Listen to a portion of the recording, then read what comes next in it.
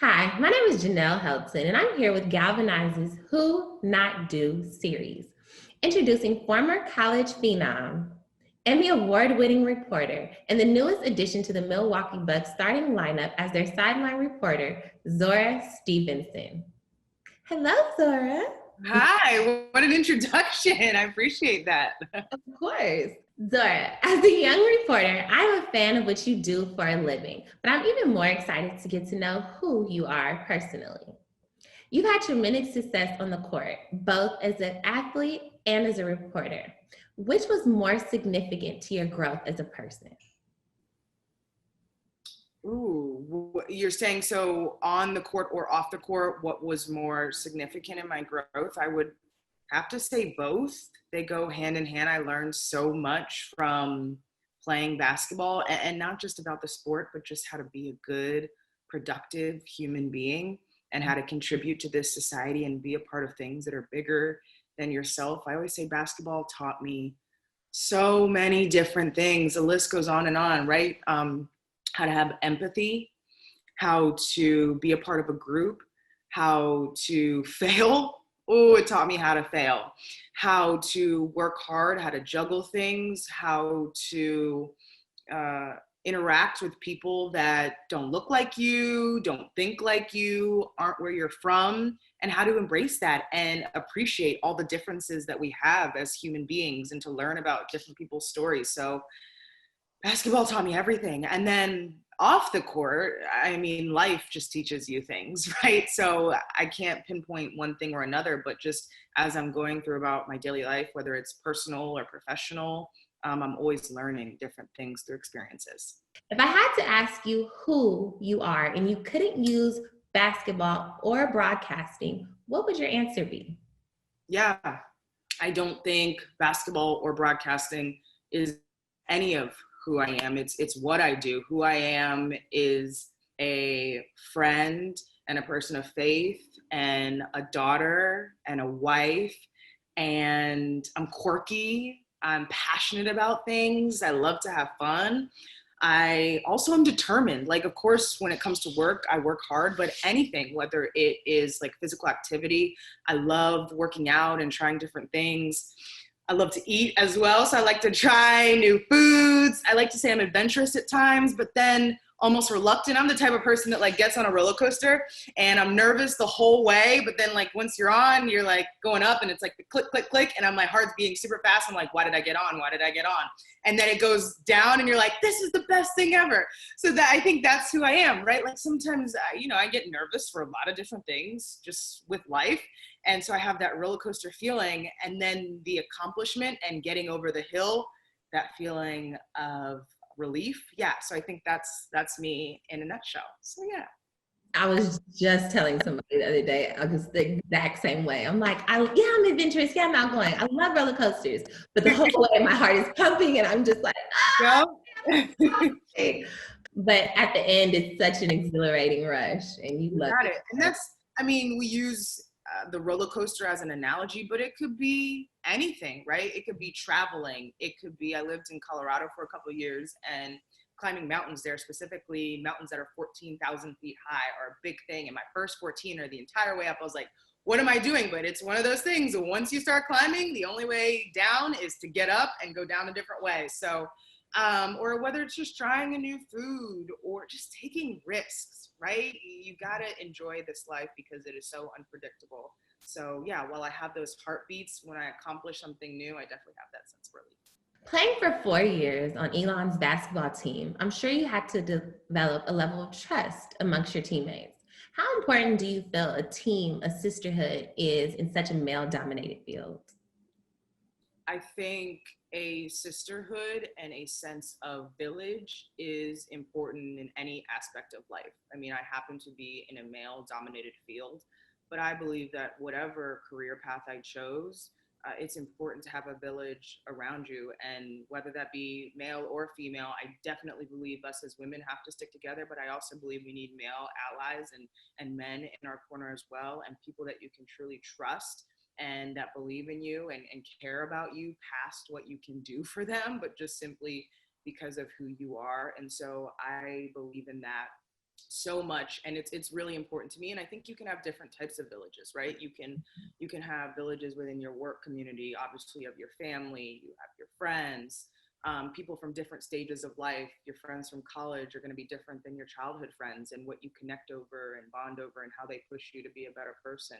So it obviously is a plus to have a village in a male dominated industry, but I believe that is important no matter which way you go in life. Being the only child, I love the sisterhood and camaraderie that GALvanize provides. How do you feel programs like Brown Girls Dream and Rising Media Stars helped you as a woman, but not only as a woman, as a Black woman in sports? Because it creates, we talked about having that sisterhood, that sense of camaraderie, teammates. Those are built in. I mean, my Rising Media Star sisters are now my friends and sisters in broadcasting for life. And yes, it was created through this program, but the relationships happened organically. And yeah, it's helpful because it's people outside of your family or your direct circle of friends that understand what you're going through in this business and that are there for you. So I'm grateful for every program that I've been a part of. I saw on your Instagram page that when the Bucks called, Milwaukee showed up to protest in support of social and systemic change. Being a double minority during these unprecedented times, how are you using your power in your platform?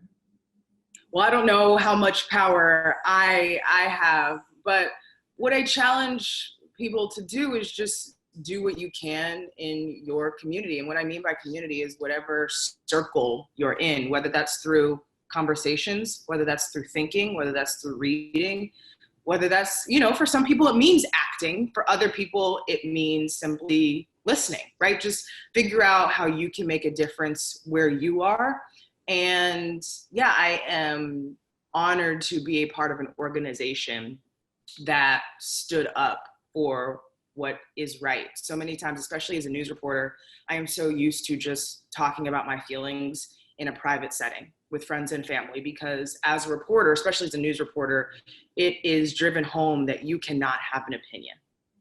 And for me to now be a part of an organization that stands up in support of social justice, I love to see it. I have so many emotions about it. The fact that you have like the MVP walking down the streets of Milwaukee, one of the most segregated cities in America, joined with fans of all walks of life screaming Black Lives Matter. I mean, it doesn't get more powerful than that. Sterling Brown, a guard on the Milwaukee Bucks, was tased for parking in the wrong spot. And for him to be able to walk down the streets of the city that did that to him with his entire team, organization, ownership behind him saying, this is wrong. There's just so many feelings and thoughts that come to mind, but the word that I would like to express here is beauty and unity. And it's amazing to be a part of an organization that stands up for what is right. Having landed what you and most would call a dream job, what advice can you give for someone who's just starting out with their own dreams of becoming a reporter? Well, one, the dream is always evolving, right? There's different levels to the word dream, I feel like, right? You have your one dream and you get there. And for me, like, I'm always pushing the barriers. My second piece of advice is to know that your journey is your journey. There is no right or wrong way to get to your end goal, and to be open to all different opportunities and options, because you just never know where it will lead you. It could lead you to a new dream, right? I mean, this is still one of my dreams, and it was for such a long time, is to continue to move up as a news reporter and to be able to report on national stories. And that's still a dream of mine when it comes to news in this country. I think it's so impactful and so important, and what a responsibility it is to inform the public. And that wasn't necessarily a dream that I had originally. My original dream is what I'm doing right now, is working in the NBA and hopefully one day within the WNBA. But I took a news job right out of college, and then I developed this new dream, and I just developed a love for storytelling. It didn't matter if it was about sports or not. And I almost grew to like appreciate some of the harder news topics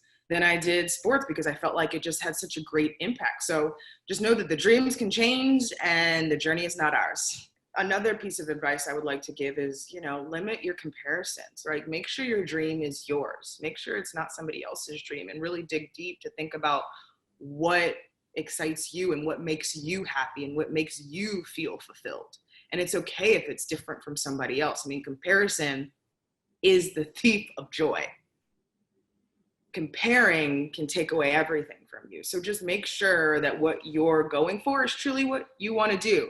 I appreciate the opportunity, and thank you so much for giving me your feedback and telling us a little bit more about who you are and not exactly what you do. Yeah, of course. Not a problem. Happy to do it.